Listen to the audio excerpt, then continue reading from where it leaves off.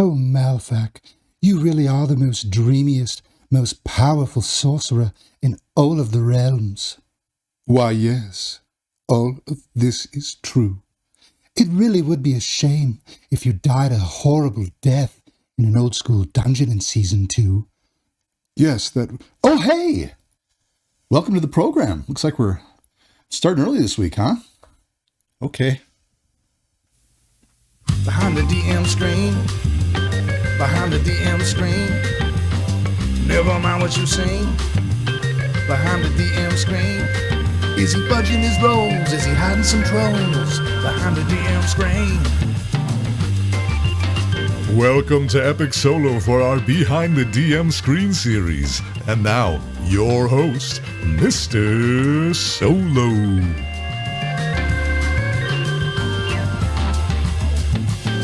Hello everybody, Jesse Lee here. Welcome to the program. How are you doing?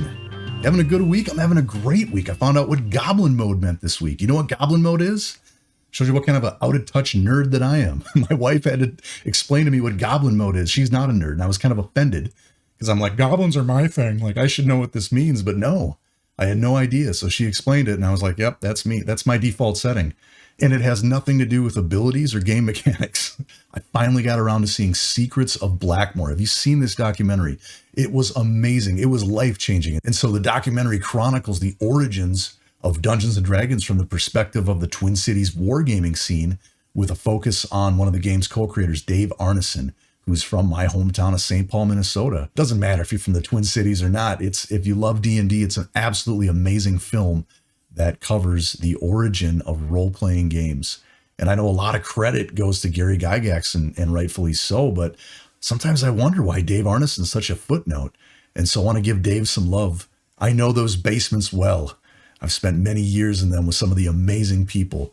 And when you live up here in the frozen wastelands of Minnesota, let me tell you, we spent a lot of time in the dungeon gaming, especially in the winter months. But again, it doesn't matter where you're from. You know, if you're in California down there in San Diego and your friends are like, let's go to the beach. And you're like, I've done that already 300 days this year. I just want to play some D&D, right? But anyways, enough about that. Hey, let's talk about the show. We've got an amazing show planned this week. This is our first Behind the DM Screen episode of Season 2. So in this episode, we are going to cover the ancient secrets of the Elder Gamers. We are going to talk about converting from Dungeons & Dragons 5th edition to Old School Essentials Advanced Fantasy and what that means for our channel and our format. We are going to use a pseudo funnel technique to roll 4 characters, including Enid. And we are going to update our Mythic GM Emulator Adventure Notes worksheet as we prepare to pick up where we left off in Season 1, entering the 34th level of the ancient ruins of Aschalakarta at the request of the Archmage, Alistar the Recluse. I can't think of a better game system to use for an old school dungeon crawl than Old School Essentials Advanced Fantasy or Basic Expert or any old school D&D, because old school D&D had rules for exploration, amazing rules. The Questing Beast has a great video called The Lost Dungeon Crawling Rules of D&D. I'll put a link in the description below. Check it out. He's talking about the rules from Old School Essentials. Now, in 5th edition, the Player's Handbook describes 3 pillars of gameplay: exploration, social interaction, and combat. Yet one of the things that 5th edition doesn't do very well is exploration. Now, a good dungeon master can make anything interesting. It can be done. And I'm not trying to trash 5th edition. I'm going to be playing it pretty soon. But when it comes to dungeon crawling, 5th edition cannot hold a torch to old school D&D, and you're going to see that in Season 2. In Season 1, we spent a lot of time doing overland adventures, which I really enjoyed. But then we entered the ruins, and I knew it was going to be an old school dungeon crawl. And so Season 2 is going to really benefit from those rules, and I hope you get to see that this season. You're going to enjoy it. It's going to be a lot of fun. This episode's Ancient Secrets of the Elder Gamers comes courtesy of one of the game's co-creators, Dave Arneson. I was so inspired after watching Secrets of Blackmoor. There's a moment in the film that was an absolute revelation, and so I want to reveal the secret in the form of a riddle. You descend a narrow staircase, being mindful of your footing, for with each step, the stairs creak and groan. You make your way to the bottom, and there is a plain wooden door. Pressing your ear against the door, you can hear what appears to be humans arguing. Voices are raised, shouting at one another. One of the voices tries to get the attention of the group, and you hear someone let out a heavy, disappointed sigh. As you open the door, you see a dimly lit room. There's snacks. Various books and dice are on a table. And there are 5 people sitting at the table. One of them you suspect to be their leader, known as the Dungeon Master. The Dungeon Master is flustered, and the players are frustrated. At this point, they notice that you've entered the room. The Dungeon Master looks to you, so do the players. You can tell that they want to have a good time, but they are encumbered by the extraneous rules and the arguments that are derived from disagreements. As the Dungeon Master loses control of their table, they plead with you, help us get our adventure back on track. Now the answer to this riddle is a question. And that question is, what do you want to do?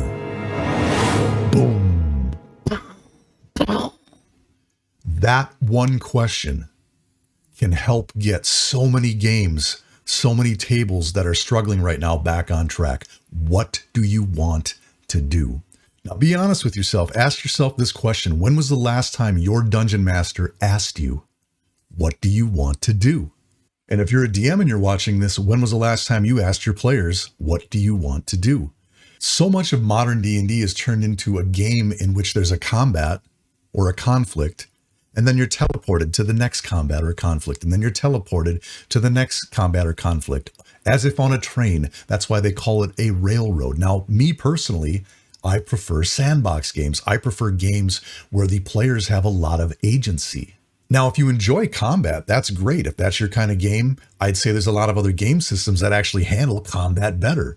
If you're looking for exploration and if you're looking to engage and be immersed in your environment, you're not going to get it with a lot of modern games because they don't ask the question, what do you want to do? As we head into season 2, even as a solo RPGer, I'm going to be taking time at different increments throughout the dungeon, pretty much turn by turn in exploration, to ask Malfac, hey Malfac, what do you want to do? And that's how we're going to make decisions. Now, it might sound like we're slowing the game down. Not at all. What slows a game down isn't engaging and immersing the players. What slows a game down is getting caught up on rules, which is going to lead me to a bonus secret of the elders. And I'll touch on it briefly. It's more of a rant, and then we'll move on. All right, no edits on this one. We're just going to go stream of consciousness. Here we go. In just about every version of D&D or any role-playing game, there is a golden rule, and it says something to the effect of this. The referee, the dungeon master, the game master, is the final arbiter of all rulings. Stop arguing with your DM. Players, knock it off. If your DM's being a jerk, that's a whole other thing, okay? Let the DM be the final arbiter of the rules. Do you know how annoying it is to have some player sit at a table and go, that's not right, let's get the books out and tick, tick, tick, tick, tick. Stop it. If you have a problem with the DM or something like that, take it up after the game. Do you really think the rest of the table wants to sit there and have you break their immersion because you're caught up on some stupid little rule? You think that used to happen at Dave Arneson's table or Gary Gygax's table? I don't think so. Not even close. You'd be bounced out and they'd be like, this guy's not invited back, because that is such a problematic way to play this game. And our game of Dungeons and Dragons is absolutely moving towards being pro player. It should be pro experience, okay? Let's get back to the basic golden rule. The DM is the final arbiter of all rules. Now, this brings up another very important point. With great power comes great responsibility. And what I mean by that is the DM's relationship with the players has to be one of the utmost trust. Your players need to trust you as a DM that you will be a fair arbiter of the rules. And you as a player, you need to back off a little bit and let your DM make mistakes. And remember, it's a shared experience. And the immersion is so very important in that shared experience. And even if you're having a little bit of trouble with a rule here or there or something like that, we'll work it out next time. Go with it, roll with it. There's always going to be disagreements at the table, and you can absolutely raise a question and go, there was a mistake made. The DM's probably going to go, oh, you're right. Sorry, let's fix that and move on. But if you're taking 1, 2, 3, 4, 5 minutes and looking in rule books to try to figure out what to do next, I'm going to tell you right now, you're doing it wrong. If you're at my table, you're doing it wrong. And I think a lot of players and DMs would agree with that. Trust between the DM and the players is so important in order for the DM to be the final arbiter on all rulings. Players, learn to trust your DMs. DMs, work hard to gain and earn the respect and trust of your players. These are the ancient secrets of the elders that I impart to you so you may go forth on adventure. These are things that I've learned from many years of experience in playing with the elder gamers and sitting at really great, amazing tables and some bad ones too. And so some secrets that I hope help improve your shared experience at your table. All right, moving on, we're going to talk about some of the changes for our channel and our format when we're converting from D&D 5th edition to old school essentials. And so one of the things, as you can see up on the screen here, we're going to be utilizing the old school rules with the new school technology. We're going to be using Roll20 for our exploration in Season 2. We're still going to be using miniatures and terrain for combat and role-playing or social interaction. But when it comes to exploration, I was thinking, how can we really interpret what happens at the table in a way that is really going to fully demonstrate the depth of the rules for old school D&D? And so I have some experience with Roll20, but it's actually been quite a bit. And when I started getting back into it, I thought, wow, what could I do with the dynamic lighting and the fog of war? And I was super impressed with some of the changes that they made. So I want to show you what some of the exploration is going to look like in Season 2. Now we're going to be using one of the original old school D&D modules, In Search of the Unknown. For some of our first few episodes, we're going to be exploring this dungeon. And I want to show you how that's going to look. As you can see, we've got Malfac and Enid here. And I'm going to take Malfac and just move ahead. Let's say we'll move ahead a couple feet here. And we might search for secret doors. Oh, look, there is a door up ahead. And I really love the aspect of the dynamic lighting and what that brings to the virtual table. And so here we are at a door. Now we're going to listen. And so let's see. I'm going to roll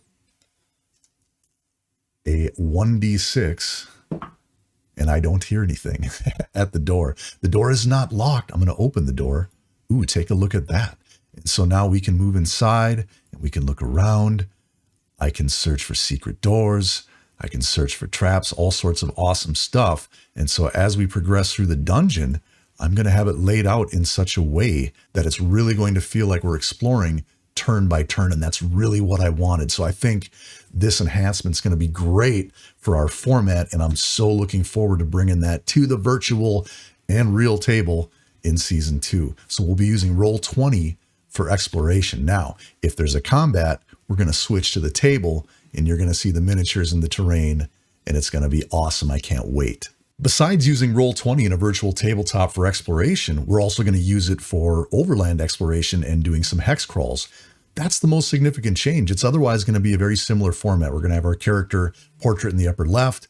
We're going to have our miniature character sheet, which one thing that's amazing, I can fit pretty much everything I need to know. If you take a look at that little mini character sheet, everything I need to know is right there. It's one of the reasons why I love old school essentials. All right, moving on, we're going to do a pseudo funnel and we're going to roll 4 characters. The reason why I say a pseudo funnel is we're not going to take them on an adventure and see who survives.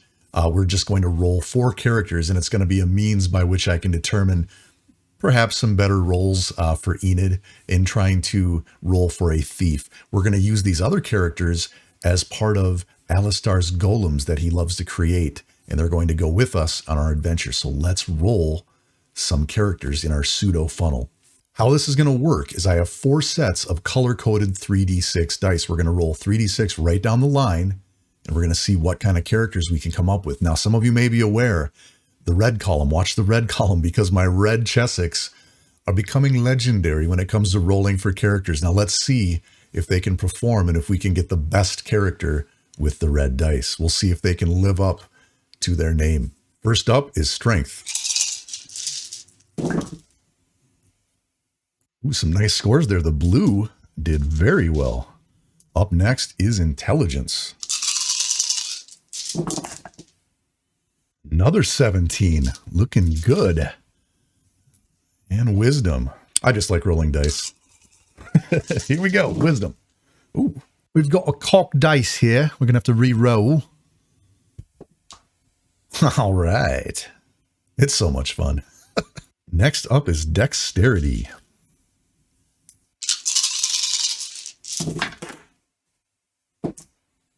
Moving on to Constitution.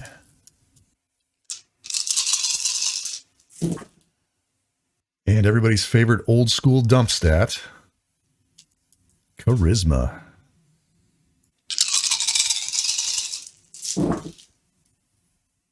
So there you have it. The red dice are they're not magical. At least not this time. We got some great scores though. Now we're going to take a look and figure out how we're going to assign them. We're going to create an Enid, and we're going to create 3 golems. And so we'll take a look at the scores and we'll figure out how we're going to do all that. Before we move on, I wanted to show you just how nice these books are. They're fantastic. I've got ribbons marking different areas that I'm looking at, such as the class for Thief, because one of these columns, column 4, we're going to be using to create Enid. Is that kind of a cheaty way to do things? Absolutely. But I'm the DM and I get to make up the rules. The other 3, the red, green, and blue, we're going to use to create Alistar's golems. We're going to take at least 2 of them with us on our adventure. And so we'll take care of that. Let's move on. Just to show you how easy it is to create a character in Old School Essentials, it took me all of about 10 minutes to fill out Enid's character sheet, but we do have to address a few things. She is 2nd level, and so we're gonna have to roll hit points and starting gold. So let's start with starting gold, 3d6 times 10. And so we've got 100 gold. All right, up next is hit points. Now, because we're using the optional race and class, we have a human ability called Bless, which allows us to re-roll our hit die if we don't like what we get. And so let's see if that comes into play. We rolled a 4 with our Constitution modifier. That's a 5. So hit points at 1st level is 5, rolling for 2nd level, and it's a 4. This is awesome. So she's got maximum hit points. That's it. We're going to purchase some equipment for Enid off camera. We're going to move on to our final step here, and behind the DM screen, we're going to update our Mythic GM Emulator worksheet. Looking at our Mythic GM Emulator Adventure Notes worksheet, let's take a look at scene 7. That was our last scene. Malphak and Enid had arrived at Alistar's manor. They were ambushed by Yinsel Yersunar, the dragon, and Giselle and Wilhelm. Alistar teleported Malphak and Enid into the ruins of Aschalakarta. We have a new character, that is Yinsel Yersunar, and we have a new thread, Ruins of Aschalakarta. And so before we set up our next scene, scene 8, let's roll a clip from the season finale of season 1. Before you leave, I do have a favor to ask. Of course, Uncle. How can we help? Well, it has to do with the 34th level. All right, so let's update our adventure notes with scene 8. Alistar has requested that Malphak and Enid assist with exploring the mysterious 34th level of the Ruins of Aschalakarta. What is in the 34th level of the Ruins of Aschalakarta? Why is it so mysterious? Why does a powerful archmage like Alistar need assistance? All of these secrets will be revealed in episode 1 of season 2 next Friday at 10 o'clock a.m. Central Standard Time. So tune in. Thank you for joining us for our first episode of Behind the DM Screen. I have so much fun. I hope you got something out of it. I hope you learned some ancient secrets of the elders, and I cannot wait to see you soon. Behind the DM screen, behind the DM screen, never mind what you sing. Behind the DM screen, is he fudging his rolls? Is he hiding some trolls? Behind the DM screen.